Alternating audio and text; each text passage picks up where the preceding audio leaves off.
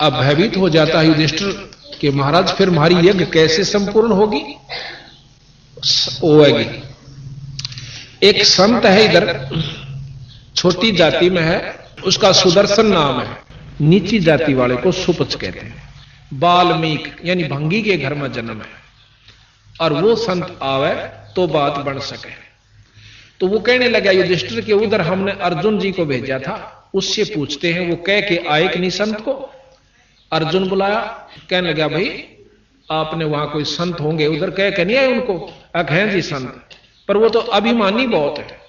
के बात है? कृष्ण जी कहने लगे कि मैंने उनसे कहा था कि हमारी यज्ञ में चलिए महाराज।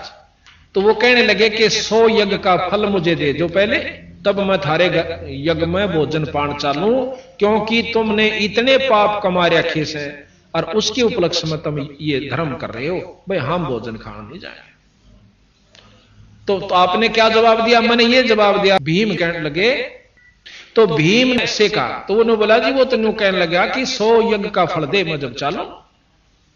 मैंने कहा कि मारी तो प्रथम यज्ञ, और देख लियो थारी इच्छा होता आ जाओ, आपने तो उल्टी आंट लगा दी।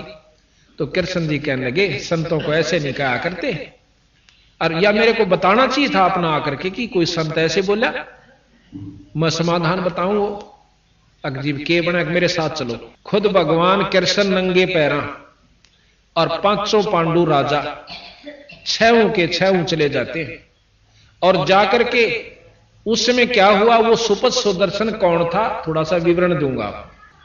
वो सुपच जो था वो सुदर्शन बंगी जाति में, छोटी जाति में, वैसे संत तो हम तो नहीं मानते जात को, पर जो फीत लागगी वह कहनी पड़े। वाल्मीकि महर्षि भी हो गए पर भी वाल्मीकि कहना नहीं छोड़ा उसका। तो वो कबीर साहब के शिष्य थे। अब प्रश्न उठेगा कि कबीर साहब और द्वापर में करुणा में नाम से आए थे कबीर साहब, वो उनके शिष्य थे और पूर्ण ब्रह्म परमात्मा सतपुरुष के उपासक थे। अब जैसे हम जिसके उपासक हैं उतना लाभ लेते हैं, जैसे डीसी से मेल हो रहा है तो डीसी ताई का लाभ मिल रहा है हमें, मुख्यमंत्री से मेल है तो मुख्यमंत्री ताई का हम लाभ ले रहे हैं, इसमें कोई शक नहीं, लाभ जरूर ले रहे हैं। और जिसका प्रधानमंत्री तो मेल हो रहा है वो न्याराय संत, वो सिफारसी न्याराय पाओगा। तो इस प्रकार वो पूर्ण ब्रह्म परमात्मा जैसे आपको व्याख्या करी थी, ब्रह्म से ऊपर परब्रह्म और परब्रह्म से ऊपर पूर्ण ब्रह्म, उस पूर्ण ब्रह्म के उपासक कबीर साहब और अवतार कबीर साहब थे। कबीर साहब यानी करुणा में से नाम ले रखा था सुपच सुदर्शन ने। उस दिन जिस दिन कृष्ण भगवान और 5 वो पांडव उनको बुलाने के आमंत्रित करने के लिए जाते हैं, तो कबीर साहब ने अपनी शक्ति से उस सुपच सुदर्शन को कहीं दूर भेज दिया किसी कामवश, और वहां उसका रूप बनाकर खुद बंदी छोड़ बैठ जाते हैं। भगवान कृष्ण जाते हैं, जाके लंबी दंडौत करते हैं जैसे हम करते हैं आस्तीन ग्रंथ साहब के सामने और संतों को। इस प्रकार 5वों ने जब कृष्ण भगवान ने दंडौत करी तो 5वां ने उनने भी करनी पड़ी। तो उठ कर कहते हैं, सुदर्शन जी कहने लगे कि कैसे आए त्रिलोकीनाथ इस गरीब की कुटिया पर। तो भगवान कृष्ण बहुत सात्विक और सतोगुणी प्रधान है, कहने लगे महाराज आपकी महिमा ने कौन जान सकता है, अब मैं आपको आमंत्रित करने आए हैं कि हमारी यज्ञ में चलिए। तो भगवान कबीर साहब कहते हैं, सुदर्शन कहते हैं कि भगवान कृष्ण बात ऐसे है कि ये भगत जी आया था 4-5 दिन हुए जब भीम का नहीं, क्यों भीम तो नारा पछाण में आवे। आगे इसको मैंने कही थी कि भी मैं यज्ञ में जब चालूंगा मैंने 100 यज्ञ का फल दे दो, कि भगवान कृष्ण तो सारी जाने थे।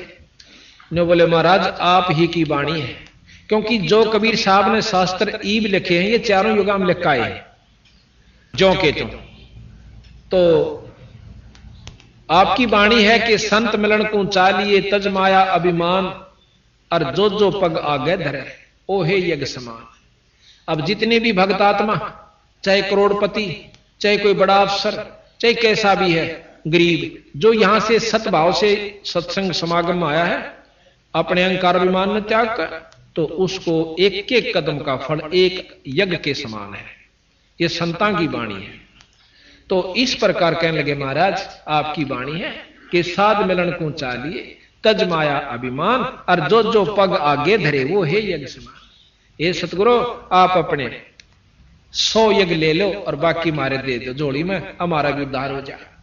इतने विनम्र भाव से भगवान कृष्ण प्रार्थना करते हैं।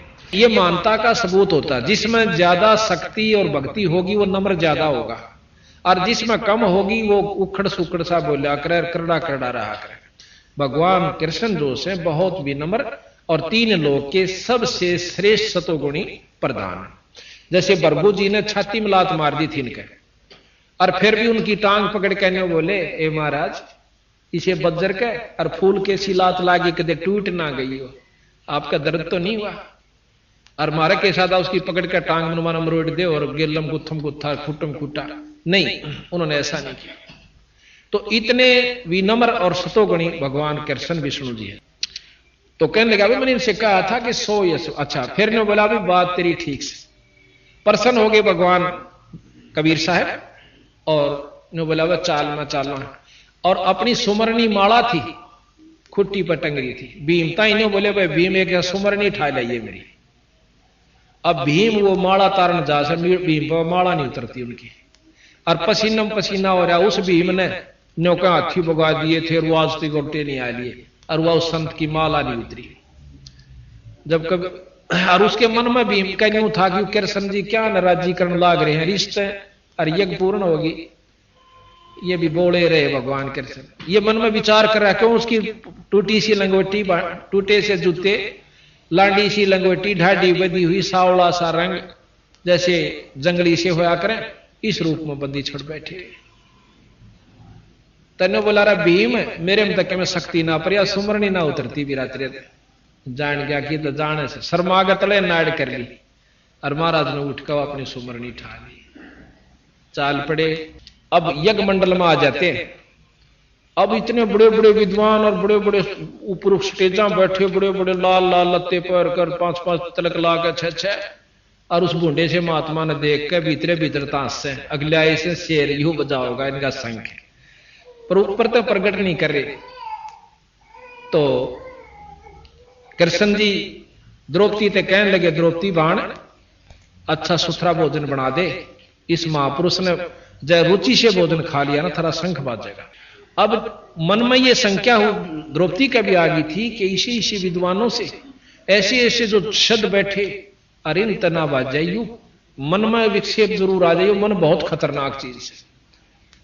फिर भी उसने रोटी जी ला कर बनाया भोजन, 36 प्रकार के व्यंजन तैयार किए और लाकर चांदी की थाली में न्यारी न्यारी कटोरिया में और रख दी। अब भगवान कबीर साहब ने यानी सुदर्शन जी ने क्या करा, क्योंकि वहां सुदर्शन को के रूप में आए थे, सुदर्शन ही का चलेगा यहां पर। अब कई प्रमाण हम आपको बताएंगे जैसे कि संत क्या कर देते हैं अपने भगत को उभारन खातिर। तो सुदर्शन जी ने क्या करा, वो सारी जो किसी में खीर था, किसी में हलवा था, किसी में किशमिश और तरह कई प्रकार के पकवान बना रखे थे, 36 प्रकार के, वो सारे ज्यों के त्यों एक थाली में इकट्ठे कर लिए थोड़े थोड़े जितने खाने थे, और उसकी खींचड़ी सी रड़ा ली, जैसे ने सारे गथोड़ में थोड़ दिए यानी रड़ा लिया। और द्रौपदी ने देखी बैठी बैठी अकमन इतने जी ला कर भोजन बनाया से, और संत खाओगा और सराओगा, उंगली चाटेगा, इसने कदे खाई भी ना होंगे इसे भोजन। और जब उसने नो देखा कि मेरी तो 2 घंटे की आंख फुड़ाई चूल्हे आ गए दुम्मे में, और इसने जो है ना यू सारा जो है खिचड़ी बना ली, इसने स्वाद का भी ना बेरा, यू कित के शंख बजावेगा, यू गलीज, यानी मन बहुत कसूता कह रहा के विचार कर गई 1 सेकंड में कि इसने जो ना खान का भी ना बेरा, यू कहां के संत शंख बजावेगा, इसने लाए इसे पकड़ के, ये बहुत कसूता है। मन के मते ना चालिए, मन है पक्का दूत, और ले डूब दरिया में फिर जात छूट। एक बार कुक्रम करवा दे, लठ बजवा दे, मुकदमा करवा दे, फिर भारा हो जाने का मेरा समझौता करवा दे।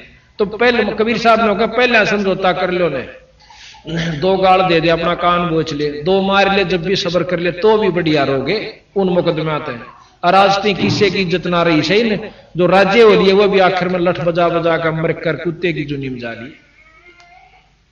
तो भाई द्रौपदी के मन में बहुत विक्षेप आ गया। तो क्या किया उस संत ने, सुदर्शन जिया ने 5 बार वो भोजन खाया, 5 ग्रास में वो खा गए सारे को, और 5 बार शंख ने आवाज करी। अब युधिष्ठिर बहुत प्रसन्न हुआ कि महाराज जी मौज होगी, शंख बाज गया। कृष्ण जी ने बोले ना इब्बा नहीं बजा भाई, ये तो अखंड बजाएगा और स्वर्ग तो इसकी धुन जागी, इतनी प्रेम से बजेगा यो, और जब यज्ञ संपूर्ण होगी। अब युधिष्ठिर का फेर मुंह उतर गया, अकीब किसने ढूंढ कर लाएंगे। भगवान कृष्ण कहने लगे कि ना और कुछ नहीं ढूंढना, इस संत के बराबर 3 लोक में कोई शक्ति नहीं। को वर्णन कर रखा गरीबदास जी ने कि इस वाल्मीकि के वो वाल्मीकि ने जिसने गीता लिखी थी ना, ये रामायण लिखी थी, वो वाल्मीकि जो भंगी के घर में जन्म होने के नाते से उसको वाल्मीकि कहा गया।